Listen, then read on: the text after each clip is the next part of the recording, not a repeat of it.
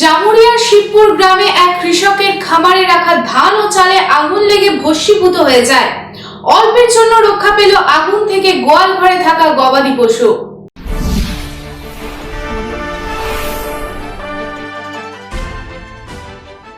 ভয়াবহ অগ্নিসংযোগ দেখা গেল জামুরিয়ায়। আতঙ্কে স্থানীয় বাসিন্দারা। রবিবার গভীর রাতে জামুরিয়া থানার অন্তর্গত শিবপুর গ্রামের এক কৃষকের বাড়িতে আকস্মিক আগুন লেগে বাড়ির বারান্দায় রাখা ধান ও চাল পুড়ে ছাই হয়ে যায়। তবে সৌভাগ্যের বিষয় যে এক প্রতিবেশী সময় মতো ঘটনাটি জানালে আগুন নিয়ন্ত্রণে আসে, তা না হলে বড় ধরনের দুর্ঘটনা ঘটত। জানা গেছে, রবিবার গভীর রাতে শিবপুর গ্রামের বাসিন্দা মোহাম্মদ খানের বাড়িতে অগ্নিকাণ্ডের ঘটনায় বাড়ির বারান্দায় রাখা ধান ও চাল সম্পূর্ণভাবে পুড়ে ছাই হয়ে যায়। পরিবারের সদস্যদের তৎপরতায় জল দিয়ে আগুন নিভিয়ে নিয়ন্ত্রণ করায় বাড়ির গবাদি পশু পুড়ে যাওয়া থেকে রক্ষা পায়।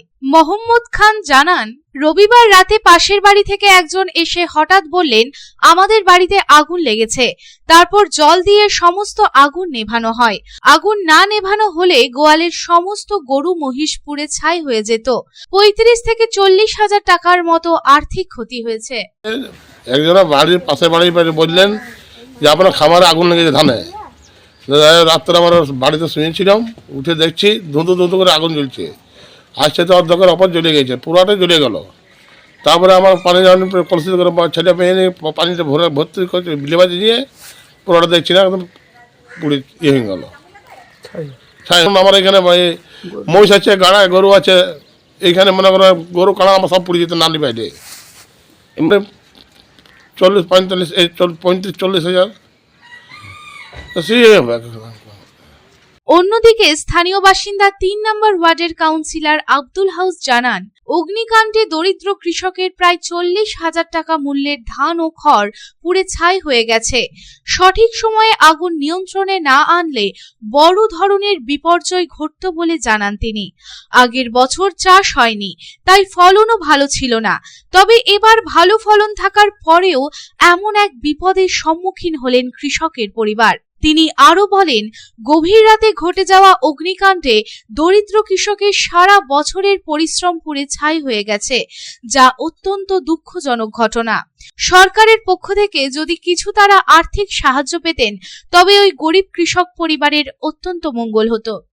গতকাল রাত্রি 10টা নাগাদ বাড়ির লোকের বক্তব্য যেটা, যে আমরা বাড়িতে ছিলাম, একজন পাশের একটা ছেলে চিৎকার করছে যে তোমাদের খামারে ধানে আগুন লেগেছে।